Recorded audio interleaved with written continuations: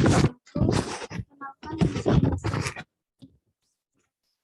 1033 akan mempresentasikan bab 10 Wirausahaan Bisnis Baru dan Kepemilikan Bisnis. Wirausahaan. Definisi wirausaha. Wirausaha adalah orang atau sekelompok orang yang melakukan usaha sendiri untuk memenuhi kebutuhannya.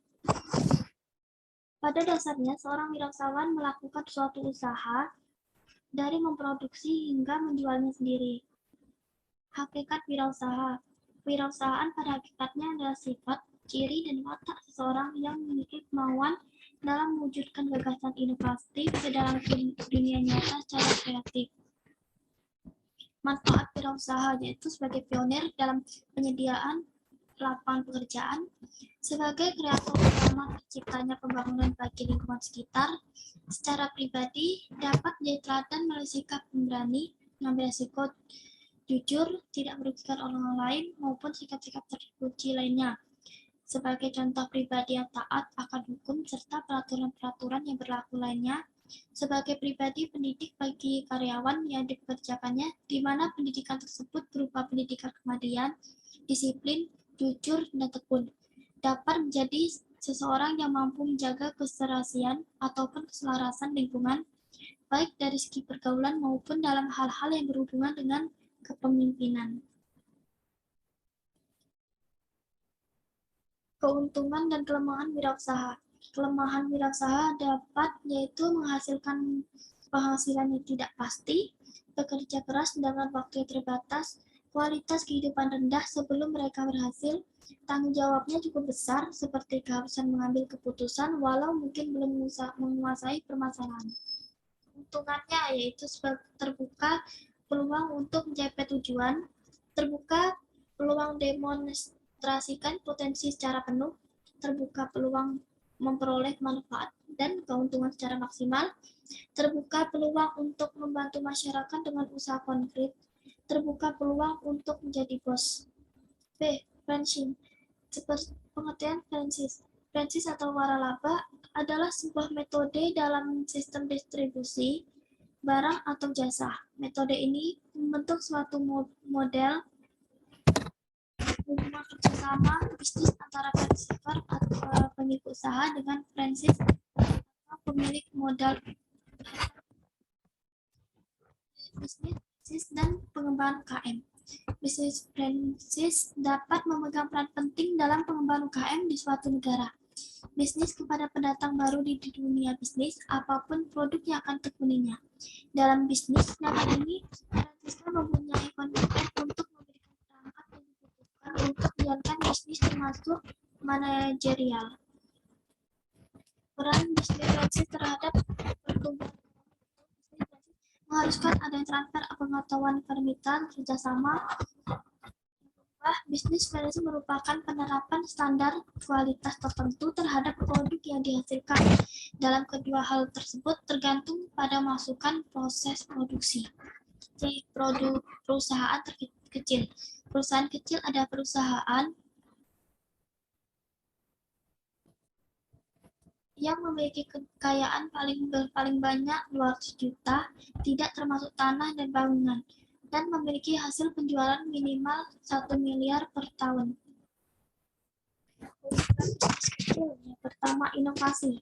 Inovasi berhasil dalam persaingan perusahaan rekayasa yang didukung oleh sumber daya besar, maka perusahaan kecil perlu cara baru yang kreatif.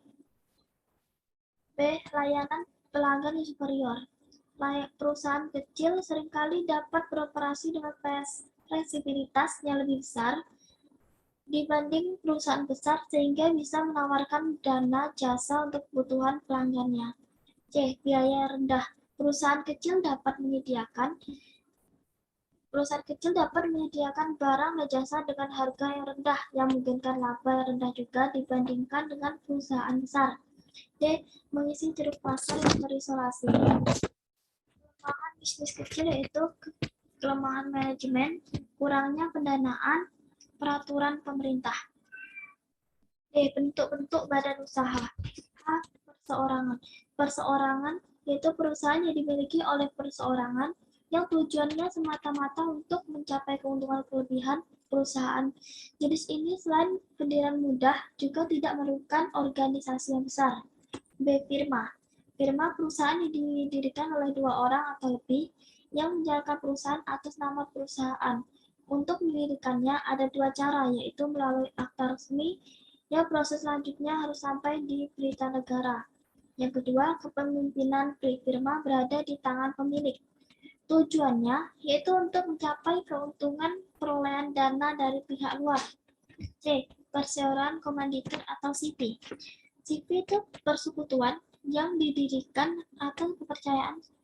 Tujuan CP ini adalah untuk mendirikan peluang bagi perseorang untuk ikut menanam modal dengan tanggung jawab yang terbatas.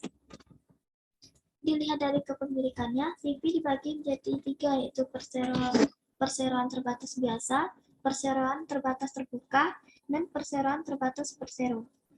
Dilihat dari segi status, persero dibagi dua, yaitu perseroan tertutup dan perseroan terbuka. Perusahaan negara. Perusahaan negara adalah perusahaan yang didirikan berdasarkan undang-undang. Modal untuk mendirikan PN adalah kekayaan negara yang dipisahkan dan tidak dipisahkan atas saham. Perusahaan negara dibagi menjadi beberapa jenis, yaitu perusahaan jawatan, yaitu perusahaan negara yang didirikan untuk pengabdian dan pelayanan masyarakat dengan tetap memegang teguh prinsip. B. Perusahaan umum atau perum adalah perusahaan yang melayani kepentingan umum. D. Perusahaan perseroan merupakan perusahaan negara yang didirikan dengan maksud mencari keuntungan. Perbedaan wirausaha dan usaha kecil. Perusahaan kecil memiliki badan hukum yang jelas, sedangkan wirausaha jarang memiliki badan hukum yang jelas. 2. Bisnis kecil sangat tergantung pada lingkungan pasar. Dari sistem manajerialnya pun berbeda. Sistem manajerial kewirausahaan lebih baik dibandingkan sistem bisnis kecil. Jika kewirausahaan lebih meningkatkan hasil dari suatu produknya, sedangkan perusahaan kecil lebih meningkatkan pada laba yang akan didapatkan. Demikian presentasi saya. Saya tutup dengan wassalamualaikum warahmatullahi wabarakatuh.